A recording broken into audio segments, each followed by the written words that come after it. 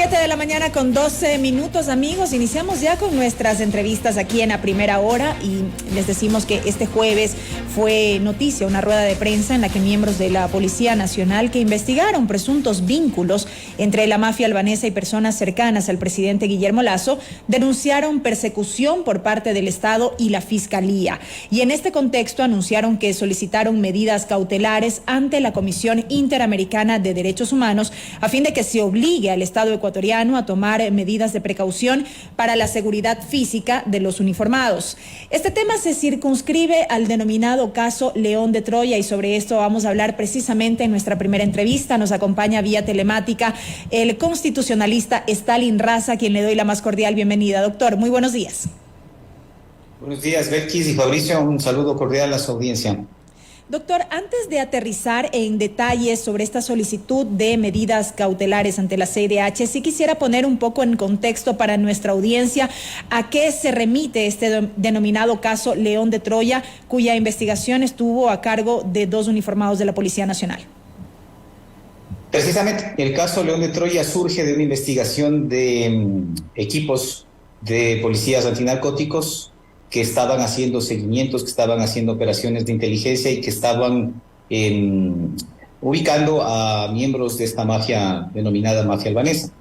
En el contexto de esa investigación descubren ellos que existirían reuniones, que existirían contactos telefónicos, que existirían vínculos, en definitiva, esto es lo que ponen en su informe, con personajes allegados al presidente de la República, con el señor Rubén Cherres, que a su vez es amigo y tenía contactos también con el señor Danilo Carrera, que es el cuñado del presidente de la República.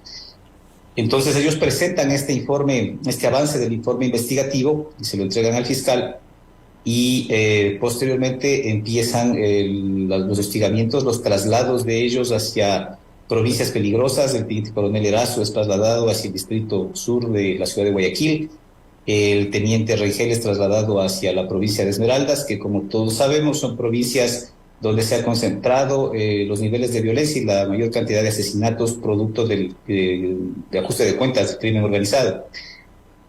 Ellos reciben más adelante amenazas en sus teléfonos celulares en contra de su vida y en contra de su familia si hablan, si presentan el informe, porque recordemos que en medio de esto lo que ocurrió es que ese informe fue presentado por el periodista Anderson Boscan en la Asamblea Nacional, y como resultado de esto fueron llamados a la Asamblea a comparecer los altos mandos de la policía, pero también los oficiales que habían hecho la investigación. Y ellos deciden no asistir, primero porque habían sido amenazados y luego porque los mandos tampoco autorizaron sus comparecencias, ¿no? Entonces ellos deciden no asistir, pero presentan sus denuncias ante la Fiscalía General del Estado. Y esas denuncias no han sido tramitadas, no han sido procesadas, no se ha investigado de dónde provenían esas denuncias. Luego, en el mes de abril aproximadamente, recibe el teniente coronel Erazo un informe de parte de las fuentes humanas, porque en un proceso de investigación de esta naturaleza, los policías cuentan con informantes. Correcto. Y estos informantes le informan al teniente coronel Erazo que estarían preparándose atentados en contra de la vida del periodista Boscan, del asambleísta Fernando Villavicencio y del mismo coronel Erazo. Hay que recordar que el asambleísta Villavicencio, como ya tuvo conocimiento de este informe en la asamblea, por lo que se hizo público este informe en la comparecencia del señor Boscan, empezó sus investigaciones, y el propio asambleísta Villavicencio había manifestado en varias oportunidades y en varias comunicaciones a los medios que él se había reunido con el presidente de la República para tratar sobre el contenido de este informe.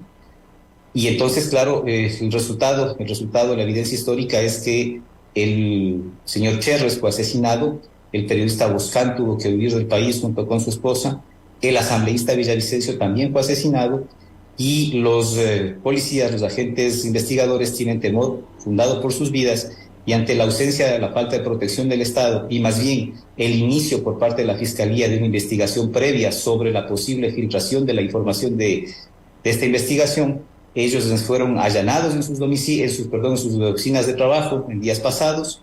Se buscaba quitarles las computadoras, los teléfonos que contienen la información de esta investigación.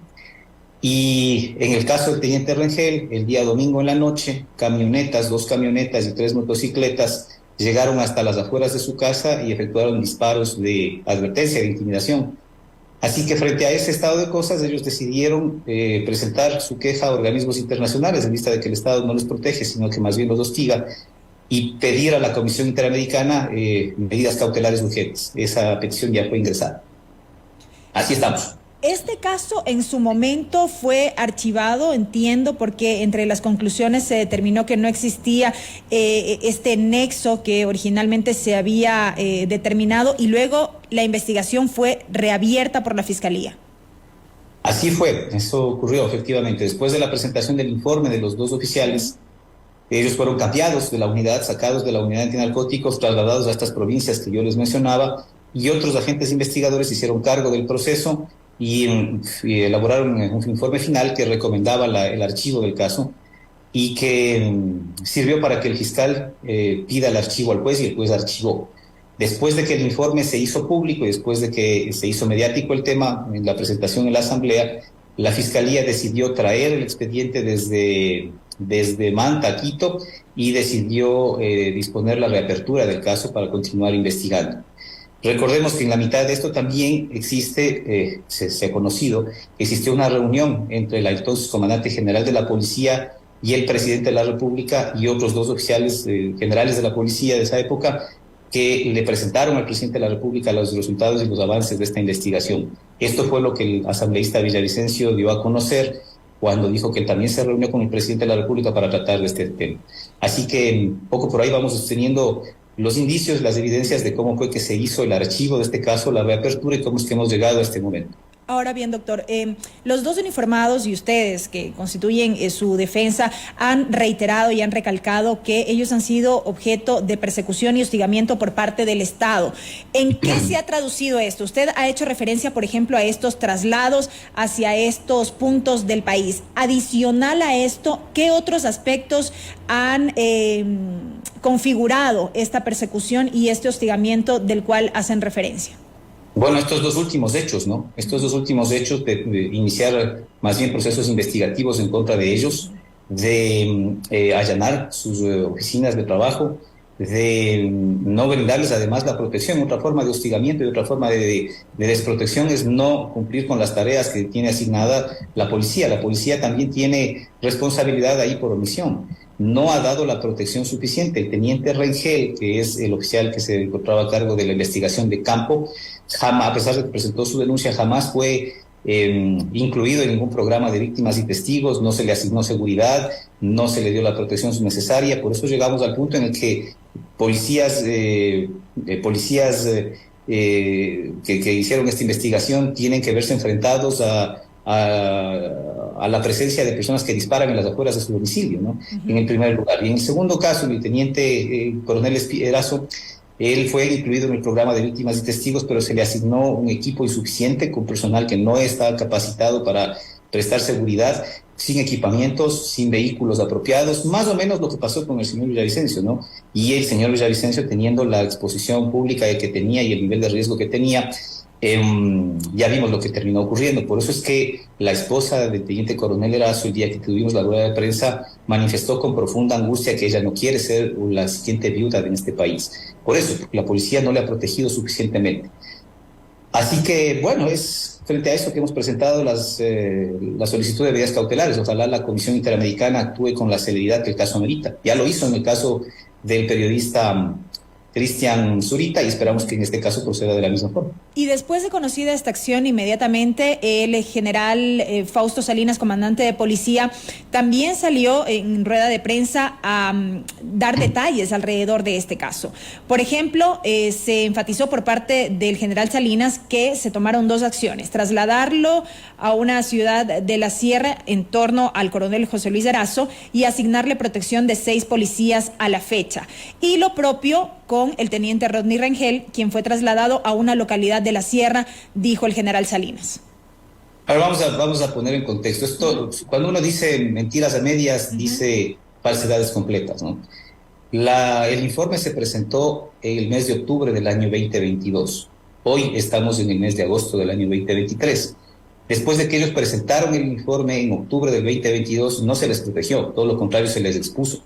porque la primera destinación que tuvieron fue el teniente coronel Erazo a Guayaquil y el teniente Rengel a Esmeraldas. Esa no es una manera de proteger.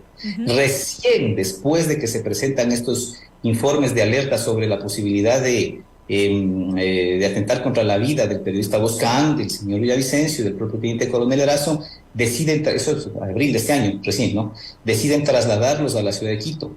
Al teniente Rengel lo trasladaron a Esmeraldas, después lo trasladaron a Guayaquil, al Guasmo, otro sector de alto riesgo, después lo volvieron a trasladar a Esmeraldas, al sector de la Huacharaca, que también es un sector de primerísimo riesgo, y finalmente, cuando ya la posta hizo pública el hecho de que existen amenazas en contra de la vida de estos oficiales, decidieron trasladarlos a la ciudad de Quito. Al teniente Rengel no le han dado ninguna protección. El teniente coronel Erazo, gracias a la denuncia que presentó en fiscalía, no gracias a la policía, fue incluido en el programa de víctimas y testigos, y no se le asignaron 6 oficiales, se le asignaron 4 oficiales, uno para cada miembro de su familia. Su familia está comprendida por 4 personas, él, su esposa y sus 2 hijas, y se le asignó un policía a cada hija. Uno de esos policías tiene un problema médico certificado y no puede mantenerse de pie por mucho tiempo, tiene que realizar tareas administrativas.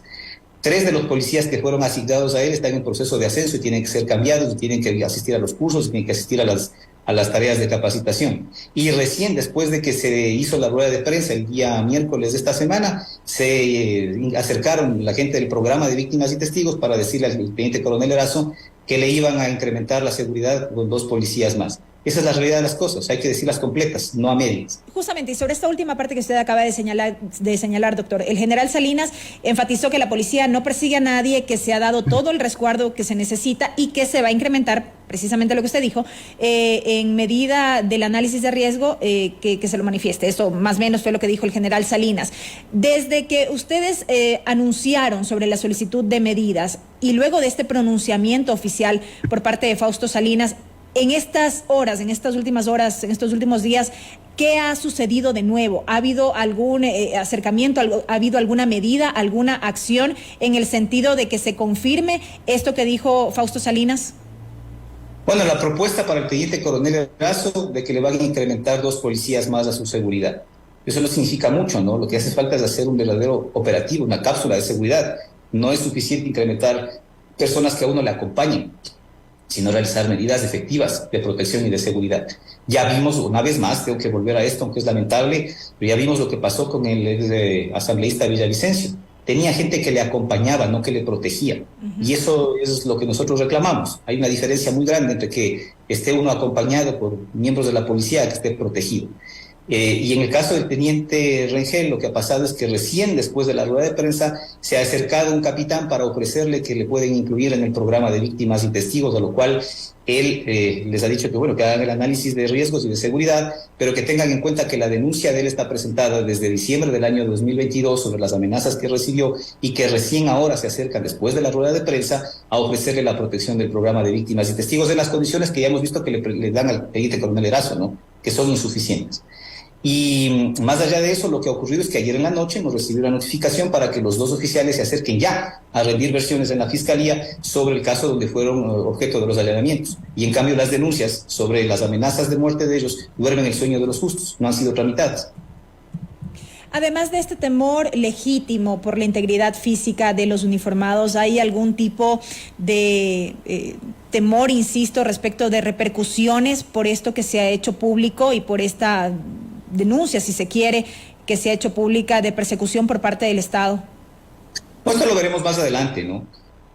Lo que pasa es que, y esto lo conocen los mandos policiales, en este país las cosas se suelen enfriar, la memoria es frágil, y después de que se presentan las denuncias y que se presentan las ruedas de prensa y que se hace la solicitud de medidas cautelares, es muy obvio, sería muy obvio que se inicie algún proceso disciplinario o alguna retaliación institucional en contra de los oficiales. Por ahora, esperamos que esto no ocurra más adelante. Precisamente una de las acciones que tiene que realizar el Estado es proteger, no perseguir. Y ahora que el Estado está alertado de que hemos solicitado las medidas cautelares, la Comisión Interamericana ya nos ha confirmado que ha recibido el caso a trámite y lo va a estudiar.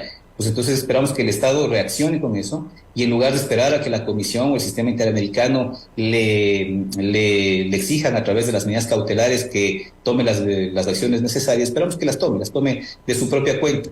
y que no persiga, efectivamente que se haga realidad lo que ha dicho el comandante general de la policía y que no persiga, que más bien proteja. Y ojalá que la Fiscalía también siga la misma línea. En la rueda de prensa que ustedes brindaron también hicieron referencia a una serie de actos intimidatorios en contra, sobre todo, del teniente coronel Erazo. ¿Podemos conocer detalles de qué es lo que ha ocurrido? Bueno, estos actos intimidatorios fue eso, lo que acababa yo de decirles. Recibieron a sus teléfonos celulares mensajes directos donde se les amenazaba que si ellos hacían público, daban declaraciones o mencionaban detalles del caso de la investigación, tenían entonces que atenerse a las consecuencias en contra de su vida y en contra de la vida de sus familias. Esto fue lo que denunciaron en Fiscalía y no ha habido ningún avance. Porque también se había hecho referencia a que hace unos días, al parecer, 2 camionetas, 3 motocicletas se detuvieron fuera de la vivienda del teniente Rengel y que se habrían realizado disparos. Sí, en el caso, ya lo dije, en el caso del teniente Rengel fue eso, no en el caso del teniente coronel Erazo, pero sí en el caso del teniente Rengel. Por suerte, el teniente Rengel tiene cámaras de seguridad afuera de su casa que filmaron, que registraron todo esto y esos videos ya fueron enviados a la Comisión Interamericana. Ahora bien, doctor, una vez que han presentado esta solicitud formal, ¿cómo es el trámite para que en efecto la CIDH pueda conceder estas medidas cautelares? ¿Cuánto tiempo tomaría? ¿Cómo es el procedimiento como tal? Bueno, la comisión prioriza los casos dependiendo de la urgencia, ¿no? Hay casos en la Comisión Interamericana de solicitud de medidas cautelares que toman años o que a veces ni siquiera se contestan. Pero hay otros donde la urgencia amerita que la comisión intervenga pronto. Ese es un ejemplo tenemos en el caso de Cristian Zurita. La Comisión Interamericana en un tiempo bastante rápido le concedió las medidas cautelares, y tiene en este momento medidas cautelares, y nosotros le hemos invocado también ese antecedente a la Comisión Interamericana, sabiendo que el caso se relaciona con temas parecidos, que tienen que ver igual con la intervención de grupos armados, de grupos de delincuencia organizada, y que tiene que ver con personas que estaban relacionadas o que conocieron el caso del informe León de Troya también, ¿no? Entonces, esperamos que la Comisión Interamericana sea sensible a este tema y considere que existe gravedad sobre el caso y se pronuncie pronto. Y mientras eso ocurre, mientras se espera un pronunciamiento por parte de la CIDH, ¿qué expectativas tienen aquí casa adentro? Bueno, la expectativa de que reaccione el gobierno, reaccione las instituciones estatales y en lugar de perseguir, proteja. Eso lo veremos en los días próximos, ojalá se concrete. ¿Podemos recordar en qué estado está la investigación como tal? ¿Cuál investigación? Del caso, ¿cuál de tantas? Porque existen varias. Del caso León de Troya. Sí, fue reabierto el caso y lo trajeron acá a Quito, y aquí en Quito está investigándose en una fiscalía, en una de las dependencias de la Fiscalía General del Estado. Eso es lo que conocemos, pero conocemos por referencias generales, ¿no? Ellos no forman parte de ese proceso de investigación. Y ahora, en lo que tiene que ver con estos procesos abiertos, en contra de ellos, ¿en qué estado nos encontramos? Ellos están sometidos en este momento a una indagación previa por el supuesto delito de difusión de información reservada, porque al parecer la Fiscalía presume que ellos habrían entregado la información que fue parte de su investigación para que sea difundida después, como se hizo público a través de los medios de comunicación. Nada más alejado de la verdad y más absurdo, porque ellos todo el tiempo se han mantenido o han buscado mantenerse en el anonimato precisamente para precautelar su vida y la de sus familias. No son ellos que buscaban protegerse quienes tenían que haberse expuesto públicamente. Resultaron expuestos públicamente por la presentación que se hizo en la Asamblea de los detalles de esta investigación y de la investigación misma.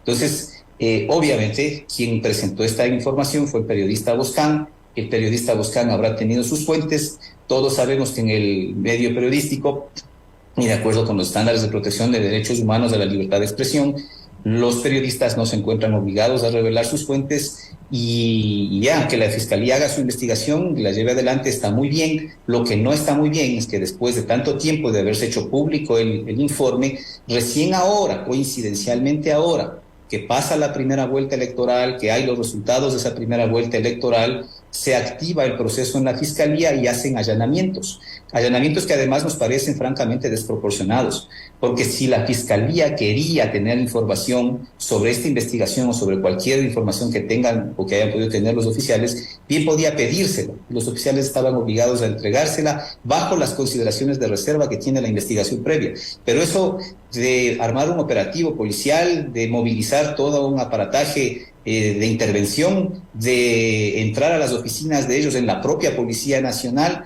y de buscar de manera agresiva los documentos y la información de las computadoras y de los teléfonos. Eso habla de la desproporción con la que se está manejando, de las prioridades que tiene la Fiscalía para investigar uno y otro tema.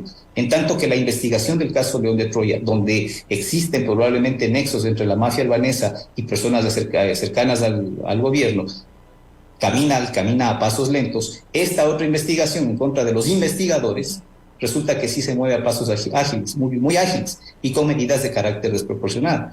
Entonces ahí vamos viendo las diferencias de prioridades de las investigaciones, ¿no? Investigación, y con esto cierro, investigación que se mueve a pasos ágiles, pero que todavía, o sobre la cual no podríamos determinar cuándo concluye esta etapa de indagación previa. No, porque estuvo abierta, supongo yo, desde hace algún tiempo atrás. Hoy se ha activado con estos procesos, con estos allanamientos que se hizo a los policías. Están llamándoles ya a versiones. Nosotros pediremos más adelante que se abran ya los indicios que fueron incautados, los teléfonos, las computadoras, todo lo que fue incautado ahí, para que se revise, para que se vea y para que quede expuesto ante la Fiscalía en primer lugar, y después, cuando se tome la decisión judicial respectiva, que se conozca por parte del país que efectivamente los policías, los dos policías investigadores, ninguna responsabilidad tienen en la filtración que se hizo públicamente y periodísticamente de ese informe. Correcto, y con seguridad seguiremos hablando de este caso más adelante. Doctor, muchas gracias por haber estado con nosotros. Con mucho gusto, Belkis. Un saludo cordial. Hasta luego.